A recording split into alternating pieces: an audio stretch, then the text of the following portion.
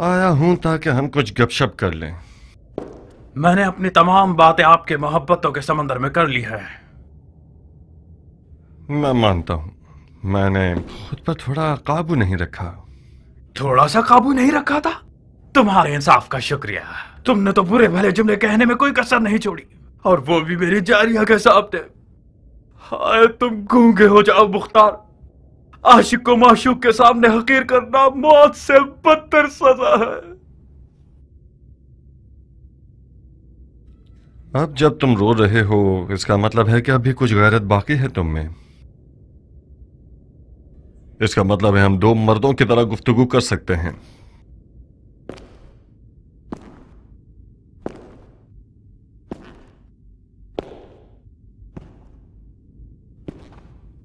अच्छी तरह कान खोल कर सुन लो उमर। मैं आज तुम्हारे तमाम तर उन कत्ल गारत के जुर्म जो तुमने आज तक किए हैं तुम्हारी मौत का सामान कर दूं और तुम्हारा मलकुल मौत बन जाऊं। और यह भी कर सकता हूं कि हाकिम मदाइन के पास जाऊं और उसे कहूं कि तुमने इस काल कोठरी में अपने सियाह और परीद चेहरे के आईने में अपने अमाल को देखा है और इस्तग़फ़ार कर लिया है और अपने छोटे बड़े गुनाह का इकरार करके एक आसमानी मार्फत की तरफ बढ़ गए हो, वगैरह वगैरह वगैरह वगैरह। अब मर्जी तुम्हारी है, क्या करूं? सब्र करने वालों जैसा चेहरा बनाकर मत दिखाओ मुख्तार। मुझसे क्या चाहते हो? किस नियत से सफेद महल आए हो और कैसे आए? मेरे हाथ पांव खोलो ताकि आराम से बात कर सकें। तुम्हारे हाथों पैरों में जंजीर डाली गई है, जबान में नहीं। अगर मैं बात ही ना करूं तो? मंसूर नालबन के बेटे को तुम्हारे साथ यहाँ तन्हा कैद कर दूंगा और गोरकन से कह दूंगा कि यहाँ एक हसीन सी कब्र बना दे। कैसा रहेगा? ये मंसूर नालबन कौन है? मुल्जिम हमेशा भूल जाया करते हैं। आखिर तुमने इतने बेशुमार जुल्म किए हैं कि तुम्हें वाकईन याद नहीं आना चाहिए। मंसूर नालबंद का बेटा उस अगवाशुदा मंसूर नालबंद की बेटी का भाई है जिस लड़की ने खुदकुशी कर ली थी। उसका हाथ तुझ तक नहीं पहुंच सका तो तुम्हारे गंदम के अंबार को आग लगा दी। वो इस वक्त जमीनों को आग लगाने के जुर्म में जिंदान में पड़ा हुआ है, मगर उसके दिल का दाग अभी तक बिल्कुल ताजा का ताजा है और खुदा खुदा करता है कि एक लम्हे के लिए उसे उम्र साथ की ज़ियारत हो जाए। मेरा ख्याल है तुम समझ गए हो। मंसूर नालबंद का बेटा तुम्हें मार डालेगा और बड़े फख्र और गुरूर के साथ तुम्हारे कत्ल को अपने सर पर ले लेगा और पिसर सादे अबी वकास सरदार फातेह ईरान का बेटा एक नामूस के इल्जाम में दारे फानी को विदा कर देगा और फातिहा। बोलो, क्या राय है तुम्हारी? क्या चालाक इंसान हो।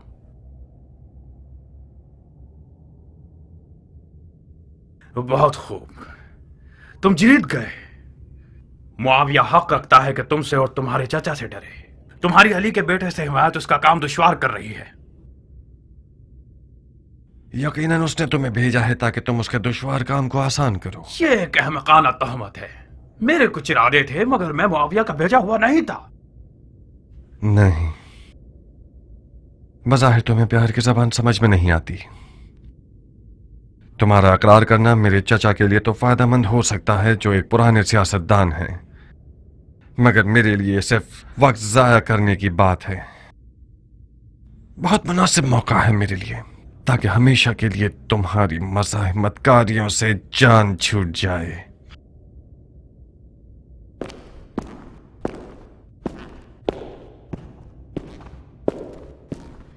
मैं मुआविया का भेजा हुआ था, सफेद महल में आया था ताकि अली के बेटे को कत्ल कर दूं। अब सही है? तुम्हें यही चाहिए था ना? ये एक मुज़हका ख़ैज़ इकरार है कि तुम अकेले महल में आए हो ताकि अली के बेटे को, जो कि एक फौज के हिसार और हिफाजत में है, कत्ल कर दो। कोई पागल ही होगा जो इस किस्म की गलत फहमी में मुब्तला होगा। खुदा की लानत हो शैतान पर। शैतान पर क्यों? तुम पर, जिसने बेचारे शैतान के भी हाथ बांध दिए हैं। मुख्तार, मैं मुआविया की तरफ से महल नहीं भेजा गया। अगर यकीन नहीं आता तो जाओ मंसूर नालबंद के बेटे से जो बात करनी है करो।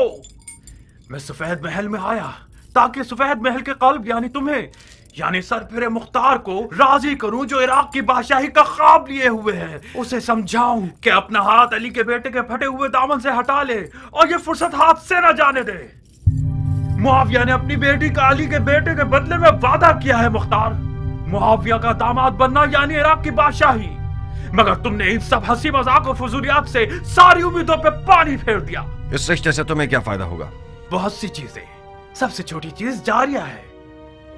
अभी भी देर नहीं हुई मुख्तार, खुदा की कसम तुम्हारी और तुम्हारे चाचा जान की लड़ाई बेफायदा है। मुआविया मदाइन पर हमला करने वाला है और कोई भी उसका रास्ता रोकने वाला नहीं। इराकियों ने मैदान खाली कर दिया है। मैं तो जानता हूं कि बचपन से ही तुम्हारे मीठे ख्वाबों में से एक इराक की बादशाहत थी। कब तक अपने आप को जमीन, भेड़ों और खेतीबाड़ी से जोड़कर रखना चाहते हो? तुम 40 साल के हो गए हो। अगर आज जल्दी नहीं करोगे तो कल देर हो जाएगी।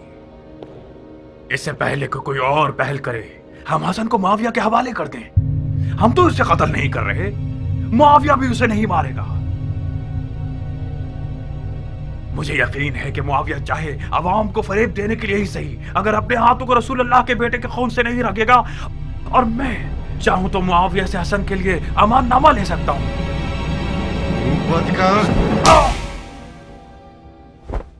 इसी वजह से बचपन से अब तक तुमसे नफरत करता हूं। तुम हमेशा खुद को अक्ल कुल और मुझे अहमक समझते थे। तुम्हें लगता है ये सब बातें मुझे पता नहीं होंगी? हिम्मत है तो मेरे हाथों को खोलो, फिर तुम्हें दिखाता हूं कि तुम सिर्फ हवा के गुब्बारे हो। कैसी काली रात है, हर तरफ से चीखों पुकार की आवाजें सुन रही हूँ। मुझे डर है नारिया, कहीं उमर सजा को बर्दाश्त ना कर पाए और सारे राज खोल दे। किस फितने का इरादा था तुम्हारा फितनागर? उमर कौन से राज खोल देगा? हाँ, हाय खुदाया, उसे पता चल जाए कि हमने कौन सी साजिश की है तो हमारे टुकड़े टुकड़े कर देगा। वो हाल करेगा कि हमने सोचा भी ना हो। कौन सी साजिश जारिया? क्यों इतनी खौफजदा हो? तुम तो इस तरह बात कर रही हो कि मुझे भी डर लग रहा है। कुछ तो बताओ, ऐसा कौन सा राज है जो तुम्हारे और उमर के दरमियान और मैं बेखबर हूँ? हरगिज़ नहीं। कौन सा राज नारिया? जो कुछ था तुम जानती हो। इतनी परेशान क्यों हो? तुमने नहीं देखा कि उमर पे तोहमत लगाई गई है कि वो मुआविया का भेजा हुआ है और यहाँ जासूसी के लिए आया है। कबूल किया है तो फिर हमें ऐसे क्या? किसने उसे सफेद महल आने के लिए मदद की? नारिया ने, मेरी प्यारी भाभी ने, मुख्तार की नाज़नी बीवी ने। तुमने अपने गुलामों के लिबास में उसे महल के अंदर आने में मदद की है। मेरे दामन को गंदा मत करो आस्तीन की साहब। मुझे ये अंदाजा तक नहीं था कि उमर जासूसी के लिए आ रहा है। मैंने सोचा कि तुम्हारी तलब में आ रहा है। खुदा मेरे ताले को जला दे। मैं सवाब कमाना चाहती थी, खुद कबाब हो गई। अब कौन सी खाक उड़ाऊं सर पे?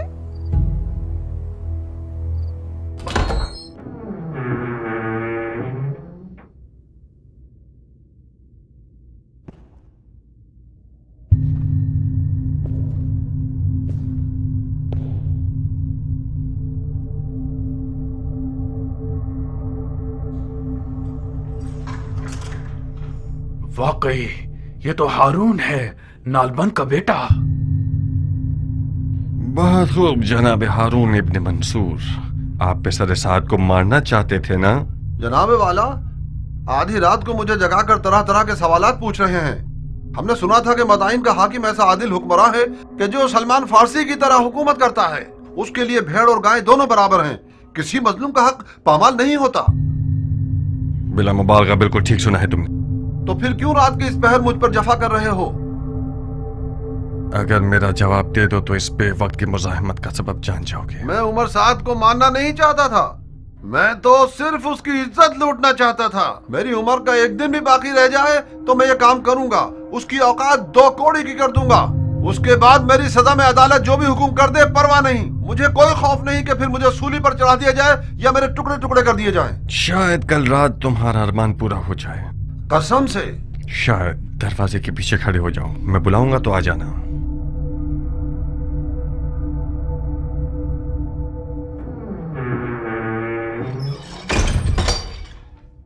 मुख्तार, दरवाजे की कुंडी लगा दो। क्या फरमाया आपने? दरवाजे की कुंडी लगा दो चालाक आदमी। मुमकिन है मेरी आवाज पहचान कर बिगड़ जाए। तुमने देखा नहीं मुझे कैसे मशकूक नजरों से देख रहा था।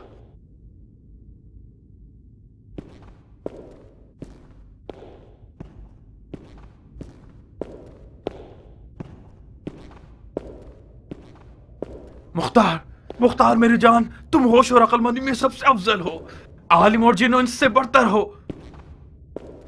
मुझे क्या इकरार करना होगा? कैसे और किसकी मदद से महल में दाखिल हुए?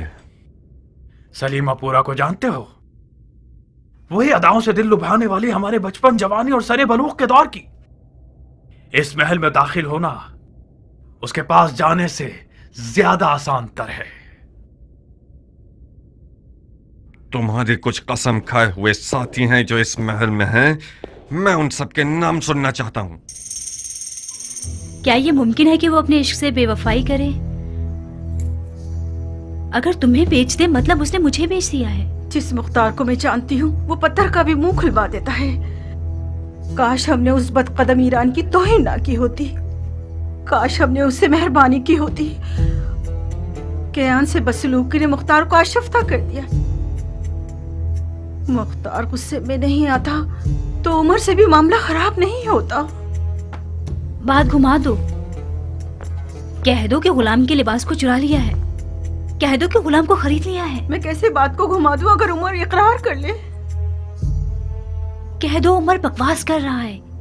कहो कि उमर ने अपने इश्क को मुख्तार का असीर पाया तो उसने चाहा होगा कि किसी साजिश के तहत मुख्तार के इश्क को फंसा दे। मुख्तार तुम्हारा आशिक है, वो यकीन भी कर लेगा। अगर हमने उसके गुरूर को जख्मी किया होगा तो वो अपने इश्क का सर कलम कर देगा। तुम्हारे इश्क का खमियाजा भी मुझे भुगतना पड़ेगा। खुदाया मेरी मदद कर। एक चमड़े की मुरक्कब चटाई और चंद सौ जानवर के खाले लाओ ताकि मेरे साथ देने वालों का नाम लिख सकूं।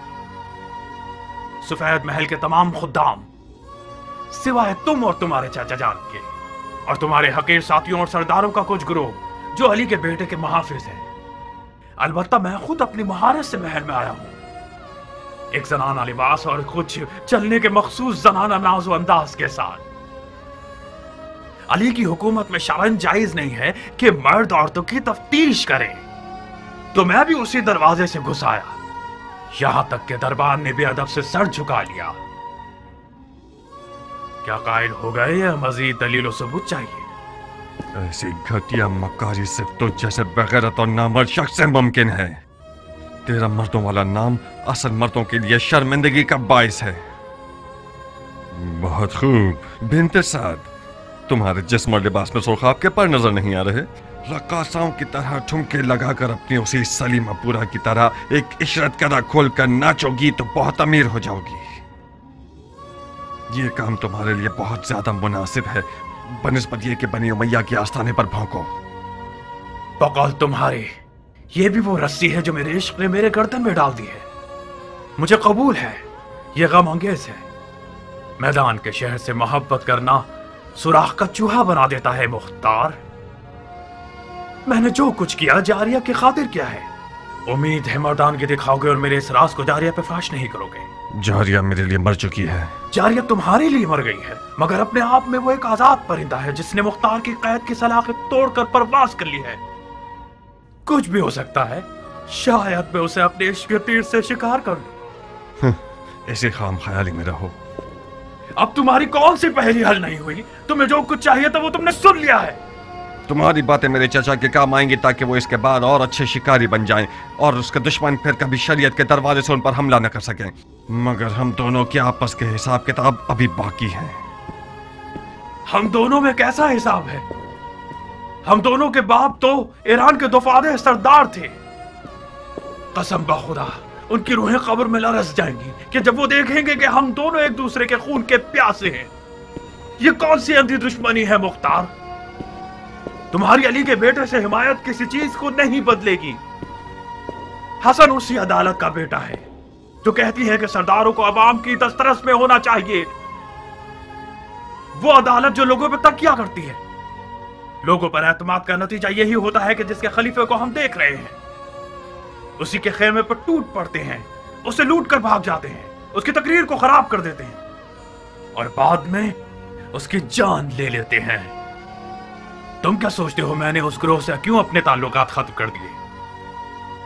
बनी उमैया और बनी हाशिम तो एक कौम और कबीले से हैं और तुम और तुम्हारे चाचा जान दोनों अलग ग्रोह से हो। मुझे यकीन है कि कल जब हसन बिस्तर बीमारी से उठेगा तो तुम्हारे जालिमाना तरीके पर तुम्हारा मुआखजा करेगा। क्यों फजूल में जोर लगा रहे हो मुख्तार? मुझे तो पता है कि तुम अपने दिल में मेरे साथ मेरे हम अकीदा हो। अपने बीमार दिल की नियतों को मुझसे निस्बत मत दो। मैं तुम्हारी जात को खूब पहचानता हूं। किताब खाना और जंग की मशक भूल गए? हमेशा हमारा उस्ताद समझाया करता था कि बच्चों जब भी मुख्तार सरदार बनना चाहे तो मानना, वो हुक्म के लिए खल्क नहीं हुआ है। तुम हमेशा मुझसे लड़ते रहते थे, मुझसे नफरत करते थे।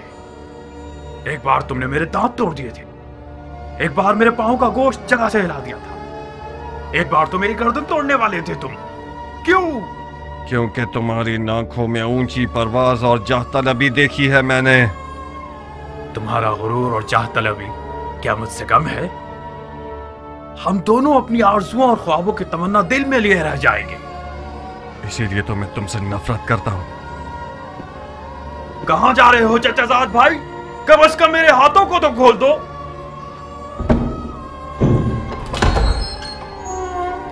हर दिमाग मुख्तार, अबू बैद सखफी के बेटे, फातिहा।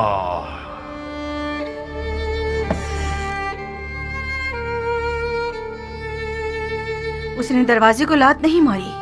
तुमने देखा नारिया, उमर के मुंह में ऐसा कुफ्र लगा हुआ है जिसकी चाबी जारिया की निगाहों का जादू है। मुख्तार।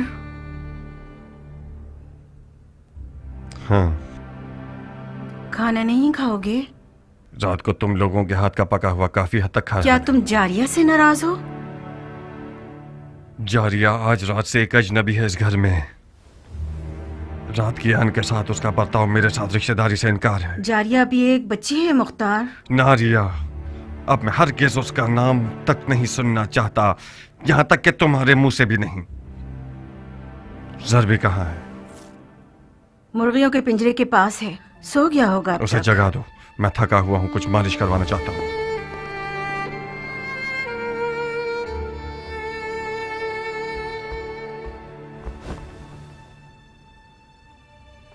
मैंने मन्नत मानी है कि अगर आज की रात बखैर खूबी गुजर जाए तो एक दुम्बा कुर्बान करूंगी।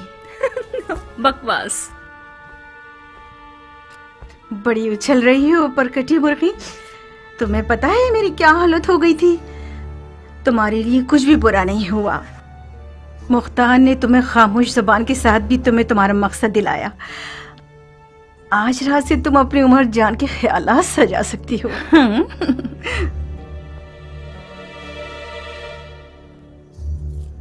उमर को आजाद कर देगा? शायद। मुख्तार उस वक्त थका हुआ होता है जो वो किसी मैदान से हारा हुआ आता है। गलती नहीं करी तो बाजी उमर जीत चुका है।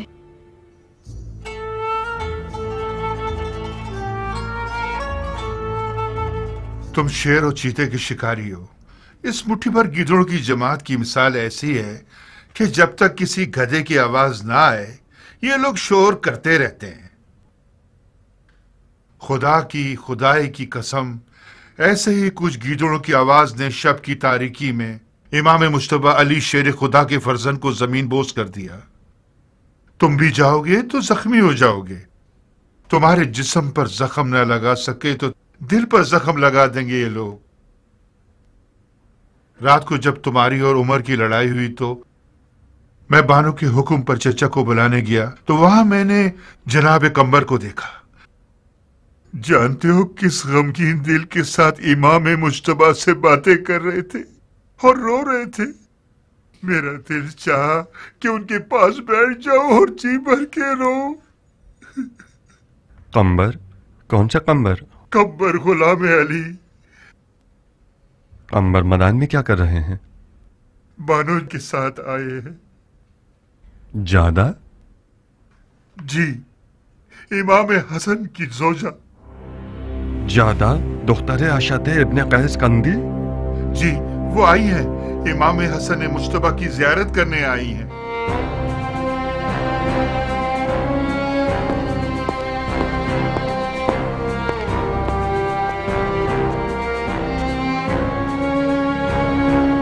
मानता हूं भालू का एक बाल तोड़ना भी गनीमत है। यानी हम भालू हैं हजरत वाली? जरबुल मसल में कोई मुनाक्शा नहीं होता सुल्तान सखावत। एक गाड़ी गंदुम का ढेर और एक गाड़ी जौ का ढेर आप जैसे दरिया दिल इंसान के लिए एक बाल के बराबर है। आप इजाजत देते हैं कि हम इस बाल बराबर माल को अगले साल के ज़कात के गल्ले से माफ करवा लें? आप लोगों के हुकूमती वाजबात में लिख दूंगा। शरई वाजबात को पहले तो नहीं दिया जाता मर्द मोमिन। अब तक जाग रहे हैं चाचा जान? हम इन हजरात को मक्खन लगा रहे थे कि कुछ थोड़ा बहुत खाना साबात के लश्करियों के लिए भिजवा सकें। तुमने क्या किया मेरी जान? पिसर साद ने कुछ इतराफ किया? जी, एक औरत के लिबास में महल में दाखिल हुआ है। ताज्जुब है, कैसे नीच जानवर हैं। अब हमें कुछ औरतें भी दरवाजों पर खड़ी करनी होंगी ताकि वो खवातीन की तलाशी लें। सुना है इमाम की ज़ौजा आई हुई है? हाँ, बानो ज्यादा आई हैं। एक सालिहा और दिल सोस खातून है। रास्ते की दुश्वारियों को सहकर यहां तक आई हैं ताकि इमाम की तीमारदारी कर सकें। कुछ हद तक मुझे सुकून हासिल हुआ है। मौला के घर वालों में से भी किसी को यहां होना चाहिए था। क्या मैं उनसे मिल सकता हूं? कब? इसी वक्त। रात के इस पैर क्या जरूरत है मुख्तार? अशद इब्ने कैस बानू चाहदा का बाप और उम्र साद दोनों की बहुत पुरानी दोस्ती है और दोनों मुआविया के पावसों अफराद में से हैं। मुमकिन है कि बानू चाहदा के सफेद महल आने में और उम्र साद के आने में कोई मिला जुला ताल्लुक हो। इस्तग़फ़ार करो मुख्तार, हद से ज्यादा बुरी नजर रखना जायज नहीं है। ज्यादा इमाम की ज़ौजा है, उनका और उनके वालिद का रास्ता जुदा है। चाचा जान, मेरे पास भी इन साले और दिलसोज औरतों में से एक मौजूद है, दुख्तर समरा इब्ने जुंदब। बाज़ औक़ात उसकी जाहिलाना हरकतें मुझे हैरान कर देती हैं। हमें इस किस्म की औरतों की दोस्ती पर खास तौर पर मोहतात रहना होगा। रात के इस पहर में मुलाकात का क्या बहाना निकालूं? जब वो आई थी तो काफी थकी हुई थी। शायद इस वक्त वो सो गई हों। भैनक भी पड़ गई कि उन पर शक कर रहे हो तो? मैं बानू चाहदा से कोई तोहमत आमेज सवालात नहीं करूंगा। हमें इस तरह बात करनी होगी कि बानू चाहदा हमें अपना महरम असरार समझें और हमदर्द माने। वो दर्द दिल बताएंगी, मैं छुपे हुए राज को समझ लूंगा। कम से कम सुबह की नमाज तक सब्र करो। बहुत खूब, कोई और चारा नहीं, मैं इंतजार करता हूं। तो मुख्तार सकफी आप हैं? जी बानू, मुझे फख्र है कि बानू ने इज़्न दुखूल दिया और बंदे की हाजिरी कबूल कर ली। मदान के सफेद महल आने पर आपको खुश आमदीद कहता हूं। खुश आमदीद। खुश होना, वो भी बेहयाओं और नामर्दों के दयार में। जान के बदले और कोई कीमत नहीं। जब मैंने मुश्तबा को आखिरी बार देखा था तो मैंने कहा था कि खुश आमदीद सिब्ते पैगंबर, खुश रहिए। तो मुश्तबा मुस्कुराए और कहने लगे कि तुम्हारा खैर कबूल है। कि तुम मेरे लिए मौत की तमन्ना कर रही हो। अजीब किनाया है। मुझे मौला अली के फुस्त और रब्बुल काबा की याद आ गई, जिसके आलम मलकूत पर नजर होती है वो आलम नासूत को अपनी नजर में हकीर जानता है। आसमानी फरिश्तों का हल्का कहां और दीवाने हाकिम का हल्का कहां।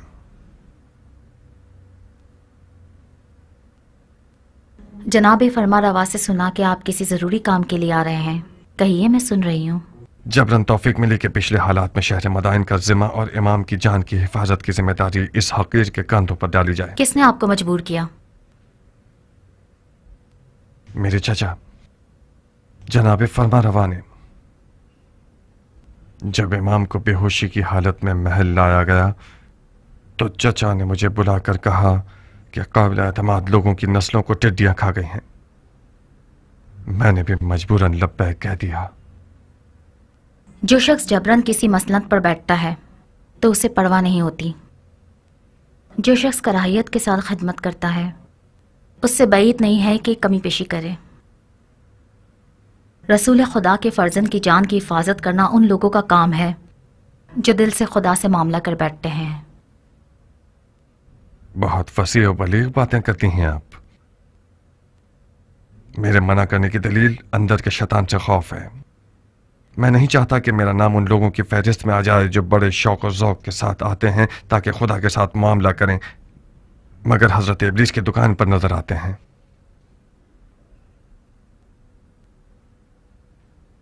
अमन और अमान की जिम्मेदारी लेने से पहले क्या करते थे आप? खेती बाड़ी करता था बानू। जंग सिफ़ैन के बाद मदाइन आ गया और खेती बाड़ी को अपना पेशा बना लिया।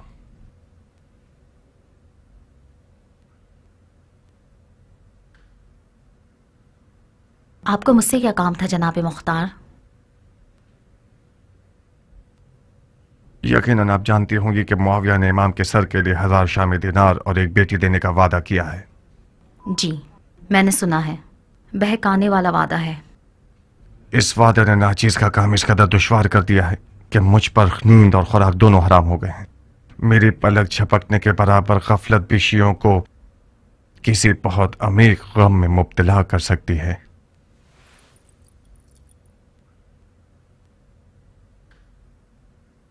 मेरी कौम और कबीले की 40 साला आबरू खत्म हो जाएगी। जैसा कि बानू मदाइन में रहने का इरादा रखती हैं, मैं गुजारिश करता हूं कि इस खतरनाक वजीफे में मेरी मदद करें। अंधा और क्या चाहें, बस 2 आंखें जनाब मुख्तार। मुझे क्या करना होगा?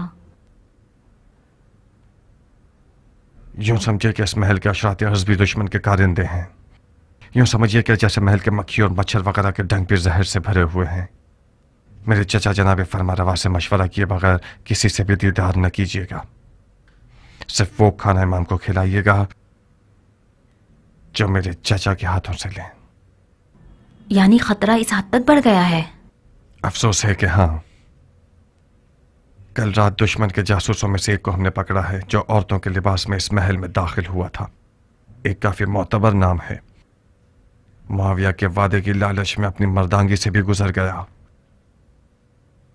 शायद आप उसे जानती हो।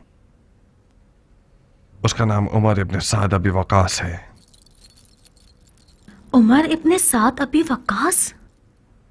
हाँ, अरब के जहांगीर सरदार का बेटा।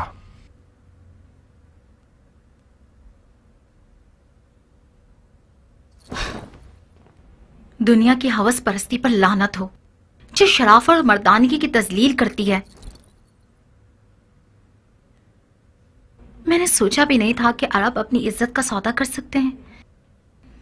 मैंने अब तक सब्र का दामन नहीं छोड़ा था, मगर इस खबर ने मुझे आज खौफजदा कर दिया है मुख्तार। इमाम हसन के पास सिवाय औहदा खिलाफत मुआविया के हवाले करने के और कोई रास्ता नहीं बचा। अब आप क्या करना चाहेंगी बानू? मुझे हसन से बात करनी होगी। मुझे उन्हें कहना होगा कि सुलह कबूल कर लें। मुआविया को फारिग कुरैश से बदतर तो नहीं, रसूल अल्लाह का कुफारे कुरैश से सुलह करना बिल्कुल उसी तरह है जैसे आज हसन और मुआविया का तनाज़ा है। मैं मुअद्दबाना गुजारिश करना चाहता हूँ कि जल्दी मत कीजिएगा बानो। ज्यादा खून बह जाने और कमजोरी के बायस शायद इमाम ये नागवार खबरें बर्दाश्त न कर पाए। सुलह की बातें ऐसी ज़रबत की मानद हैं जो ज़रबत खंजर से ज्यादा मोहलिक हैं। 1-2 दिन सब्र कीजिए ताकि उनकी हालत बेहतर हो जाए। उस जाहिल जमात का खाना खराब हो के उन लोगों ने मेरी आरज़ुओं को हसरत बना दिया और मेरे ख्वाबों के महल को वीरान कर दिया। उसे छोड़ दें, खुदा के लिए उसे छोड़ दें। मुआविया उससे ज्यादा रहीम है कि रसूल खुदा के जख्मी नवासे पर तलवार चलाए। खुदा के वास्ते इससे ज्यादा जंग के नकारे उनके कानों में ना बजाएं।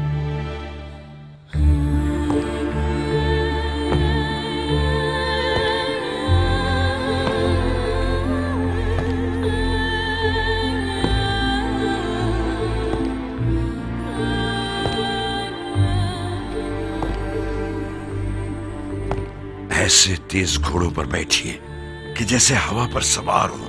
कम से कम सोइए और ज्यादा से ज्यादा दौड़िए। हमारे पास ज्यादा मोहलत नहीं है।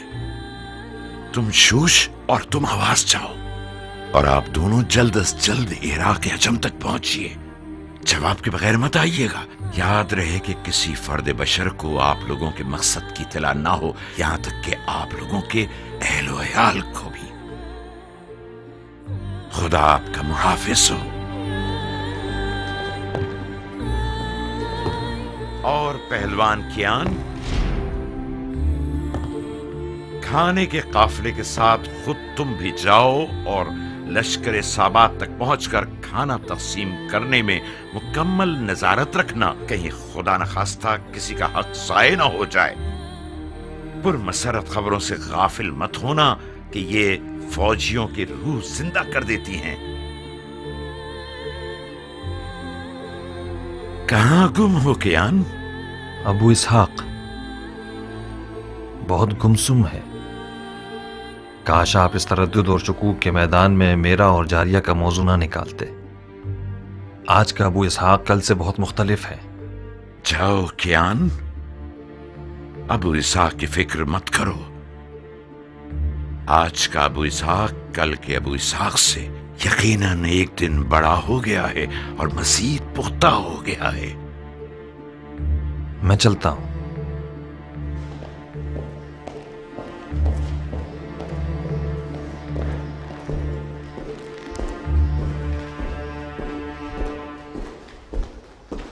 बानू ज्यादा को देखा मुख्तार? क्या बातें हुई चचा की जान? बताओ, मैं सुनने के लिए बेताब हूं। मुख्तार, तुम्हारे लिए भी यही बेहतर है कि अपनी खेती बाड़ी और ज़राअत पर तकिया करो। तुम लोग शाम के उस लश्कर का मुकाबला नहीं कर सकते जो टिड्डियों की तरह है। आप लोग अपने आप को बचाइए, मैं अपने शौहर को बचा लूंगी।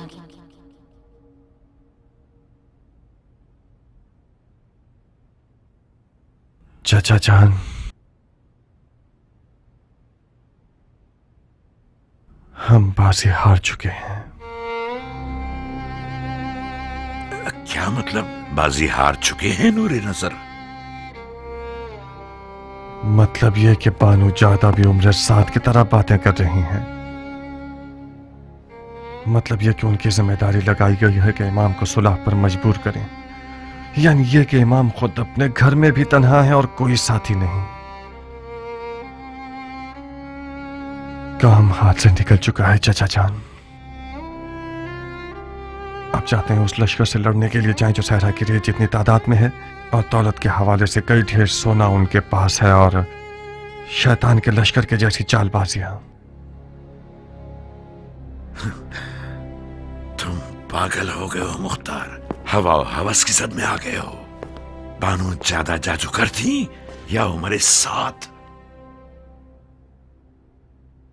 चचा की जान, वो लोग जो बद्र ओहद और खंदक में रसूल खुदा के सामने लश्कराई कर रहे थे, उनकी तादाद हिलत और दौलत शामियों से किसी तरह भी कम न थी। बदर वालों के मुकाबले में 3 पर 1 के हिसाब से थे। हाँ, 3 पर 1 के हिसाब से थे, मगर थे हैं नहीं। दुनिया से दिल उखाड़ चुके थे। और मौत के मुश्ताक थे। हाशमियों के सिर्फ उंगलियों पर गिने जाने वाली तादाद रह गई है, और आप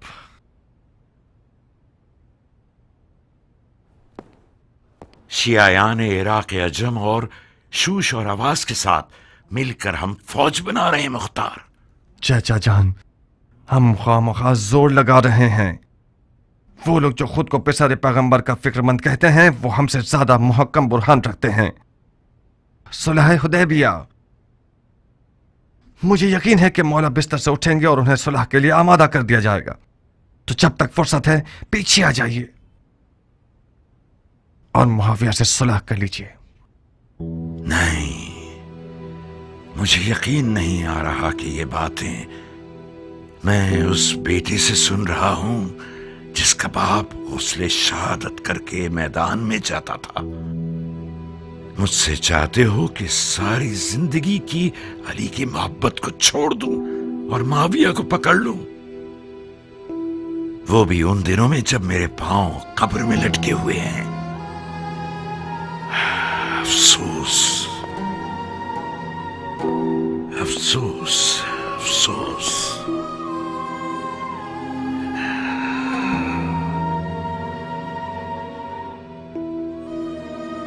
खुदा कसम, ये जो मेहंदी मेरे हाथों पर देख रहे हो, ये शहादत की मेहंदी है। अफसोस मुख्तार,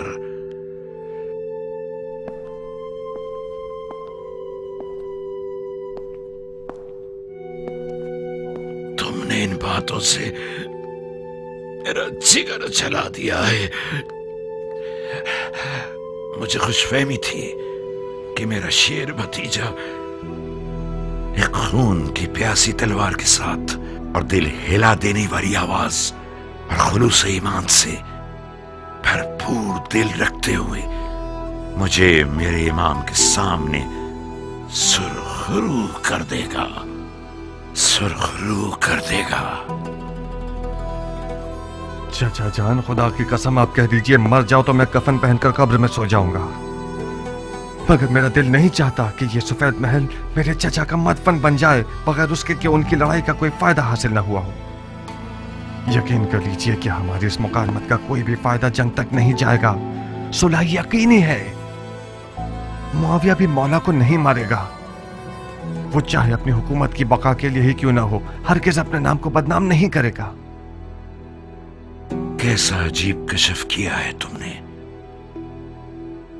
जाओ मुख्तार, जाओ। इसके बाद मुझे तुम्हारी इस तलवार और तदबीरों की कोई जरूरत नहीं है। खुदा ने चाहा तो इस बारे गिरा को मैं अकेला अर्श तक ले जाऊंगा।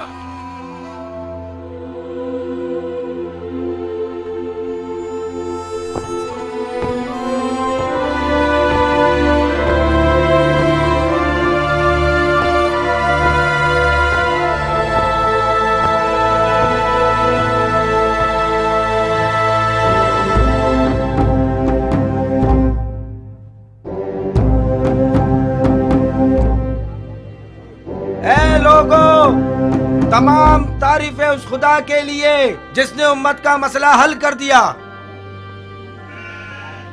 मुसलमान जंग से आजाद हो गए। मुआविया इब्ने अबी सुफियान और हसन इब्ने अली ने आपस में सुलह कर ली। मुआविया खलीफा हो गया और हसन ने बैत कर ली।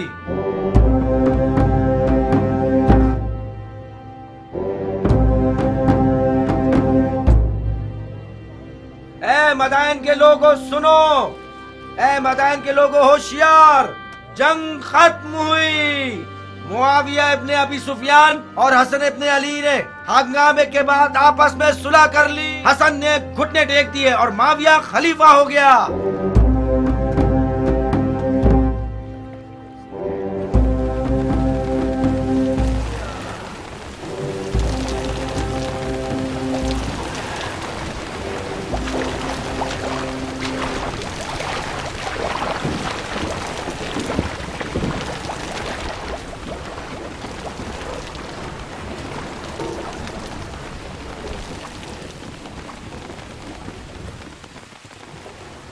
तुम कब तक दांत कसे रहोगे? खलीफा ने बख्श दिया, तुम नहीं बख्शोगे? खलीफा की बख्शिश ने हम सबको असीर कर दिया और तुम सबको दिलेर बना दिया। खतरा हम सबको था, पागल रंगने वाले। खुदा का शुक्र है मदाइन रोमी तोपों और जंगजू बिच्छुओं से तबाह नहीं किया गया। हसन ने सुलह करके खुदा को खुश किया है। नादान, इमाम हसन की मुआविया से सुलह अजमियों का कत्ल था, लंबे कानों वाले। आहिस्ता बोलो दीवाने, ये बातें अहमरा की हैं। ये बात अली के मुरीदों की है। मैं अबू नसीर हूं गंजे, उस धागे का ताजिर जिसे तुम रंगते हो। हसन और मुआविया की सुलह तमाम मुसलमानों के मफाद में थी, सिवाय अहमरा के जो जाती तौर पर अरबों के दुश्मन हैं और अपनी दुम को अली के मुरीदों के साथ बांध चुके हैं ताकि उनके साथ मिलकर दोस्ताना अंदाज में अरबों का कत्ल और गारत कर सकें।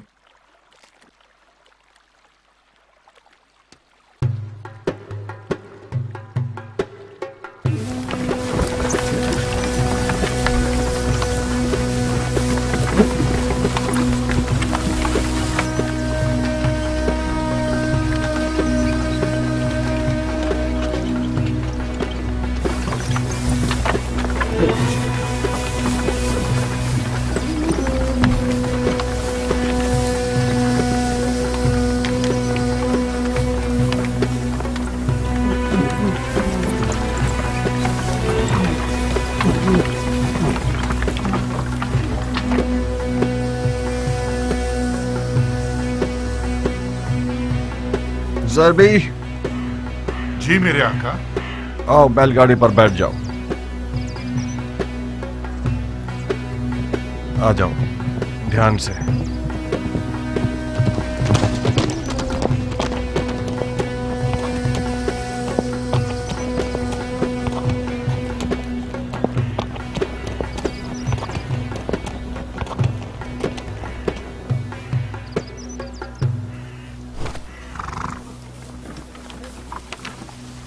आ गए आजाद लड़ाका सिपाही। सब कुछ खत्म हो गया मुख्तार। मेरी तमाम आरजुएं हसरत में बदल गई हैं।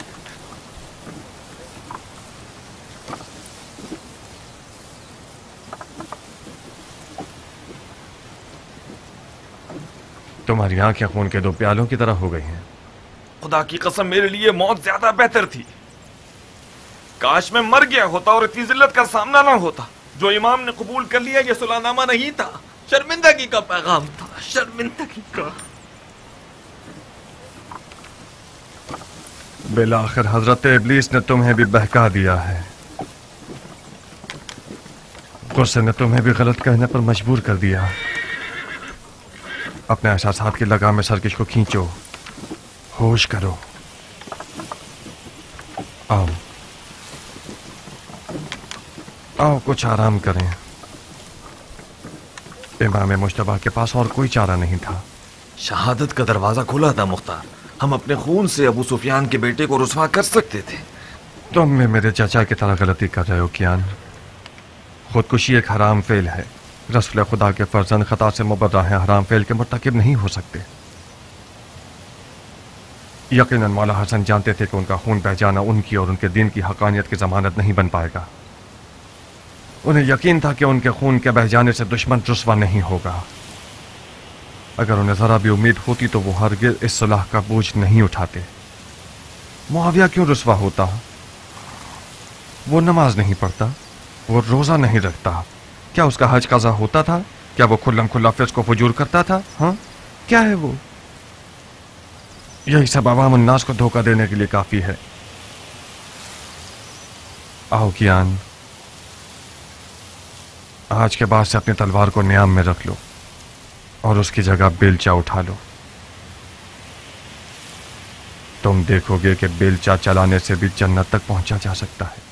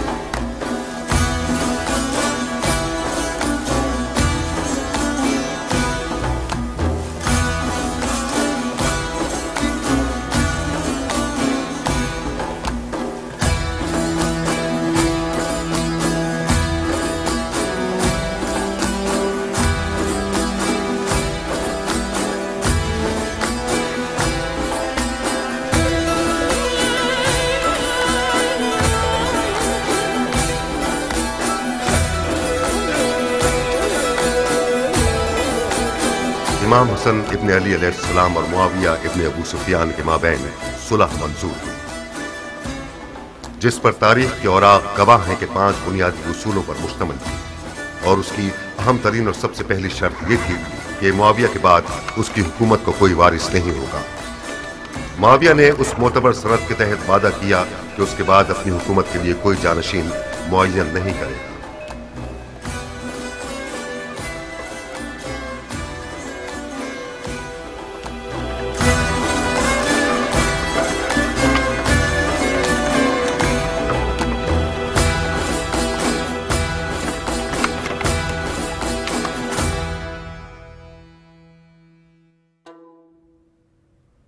क्या तुम्हारी कश्तियां डूब गई हैं मेरी जान? मुख्तार से फिक्रमंद हूँ खाला। क्यों? मुख्तार तो बिल्कुल सरे तस्लीम खम कर चुका है। अभी तक उम्र से हाथ नहीं मिलाया उसने। अगर हाथ ना मिलाया होता तो इस शादी के लिए रजामंद ना होता। वो मजबूर हुआ है खाला जान। मेरी और नारिया की चालाकियां उसकी रजामंदी का सबब बनी।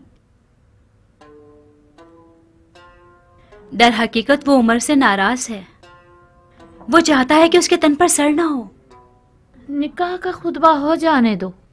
उमर और मुख्तार एक हो जाएंगे, कीने दिलों से खत्म हो जाएंगे। मुंह लटकाने के बजाय आंखों में खुमार पैदा करो ताकि उमर का दिल लुभा सको। मैं डरती हूँ कि मुख्तार का गुरूर जख्मी ना हो जाए खाला। अगर मुख्तार के गुरूर को खराश भी आई तो हमें छोड़ेगा नहीं। मुख्तार उस वक्त खतरनाक है जब उसके हाथ में तलवार हो। वो मुख्तार जिसके हाथ में बेलचा है वो चींटी के लिए भी नुकसानदेह नहीं है। काश खुदा आपकी सुन ले खाला।